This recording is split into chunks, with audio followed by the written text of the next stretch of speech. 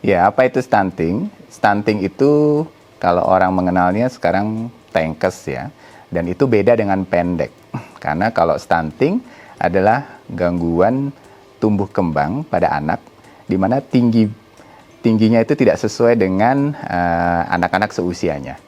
Ini terjadi karena ada masalah dari intake asupan makanan yang terjadi dalam waktu yang lama, sehingga pada saat anak-anak itu harusnya tingginya tambah sesuai usia, ini jadi mandek ya, jadi tidak bertambah. Nah, hal itu bisa terjadi karena ada faktor makanannya, bisa terjadi karena faktor ada terkena penyakit. Penyakit apa? Ya bisa aja penyakit infeksi, diare, ya. Dan yang juga harus diperhatikan adalah kurangnya asi asuh ya dari orang tuanya. Nah, jadi itu yang harus diperhatikan karena 1 dari 5 anak di Indonesia sekarang itu mengalami stunting, dan ini nanti punya dampak ke depannya itu bukannya hanya anaknya pendek, tapi gangguan pertumbuhan otaknya ke depan itu bisa terganggu sehingga tidak bisa secerdas anak-anak seusianya, ya. Nah, itu yang harus kita perhatikan bahayanya dari stunting.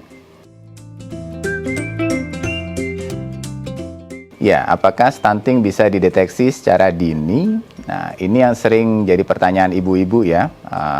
Pada saat ketahuannya biasanya pada saat anaknya sudah main-main sama teman-temannya gitu. Kelihatan kok anak saya lebih pendek ya dibandingkan yang lain gitu. Nah, pada saat anaknya udah main-main sama teman-temannya, kalau kita baru tahu saat itu bisa jadi sudah terlambat. Karena itu biasanya anaknya sudah bisa berdiri, sudah bisa berlari gitu ya. Itu biasanya anaknya sudah 1 tahun ke atas. Nah, stunting itu bisa dideteksi dari dini, bahkan dari saat baru lahir ya. Kita punya grafiknya yang bisa melihat apakah anak itu tinggi badannya sudah sesuai dengan anak seusianya dia. Gimana cara mendeteksinya? Nah, satu-satunya cara ya anak itu harus diukur panjang badannya. Ya, kalau di bawah 1 tahun kita masih bilangnya panjang karena biasanya ngukurnya sambil tiduran. Nah, diukurnya itu ya di posyandu, ya di dokter umum atau di dokter spesialis dimanapun. Pada saat anak-anak kita tuh masih di bawah 1 tahun, di bawah 2 tahun, itu penting untuk diukur tinggi badannya.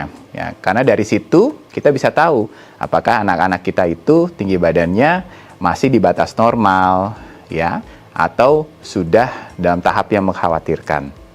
Kita tidak perlu menghafal batasannya berapa.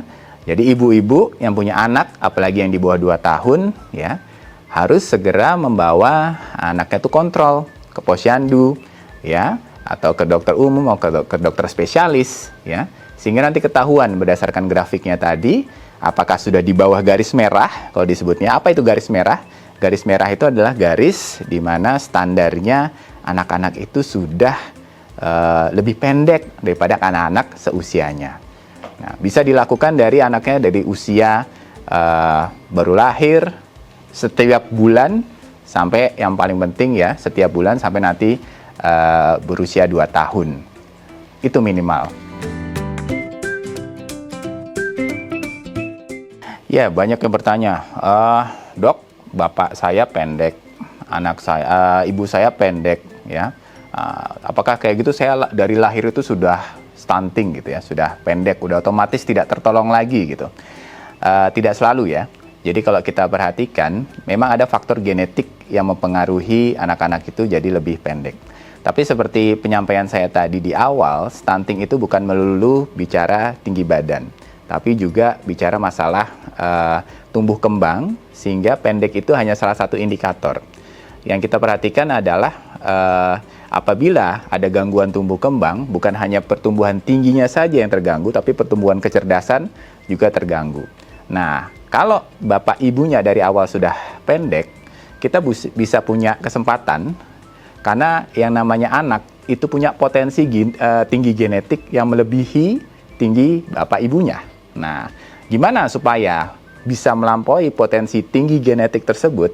Nah, kuncinya adalah tadi, pola makannya harus bagus, ya. Pola makannya harus bagus, dikasih makan yang asupan gizinya bagus dari lahir, ya, ASI eksklusif, kemudian setelah di atas 6 bulan, jangan lupa setelah di atas 6 bulan, itu ASI eksklusif saja tidak cukup, harus dibantu makanan yang lain, ya.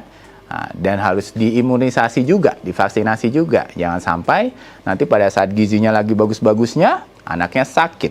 Anaknya sakit jadi ngedrop lagi, berat badannya turun lagi. Nah, berat badan itu baru yang secara akut. Tapi kalau misalkan anaknya sakit terus-terusan, nanti sampai tinggi badannya juga terganggu. Nah, ini yang harus kita antisipasi. Jadi kalau dari awal, ayahnya pendek, ibunya pendek, sebenarnya kita bisa punya misi memberikan gizi yang lebih baik, sehingga kita bisa melampaui tinggi potensi genetik. Satu hal yang sudah jadi bukti adalah dulu Jepang datang ke Indonesia itu dengan ramalan Joyoboyo katanya pendek-pendek. Tapi apa yang terjadi sekarang? Orang-orang Jepang sekarang lebih tinggi-tinggi. Itu karena potensi genetiknya terlampaui dengan asupan makanan, dengan menjaga kesehatan yang bagus, dan jangan lupa ASI asuh dari orang tuanya.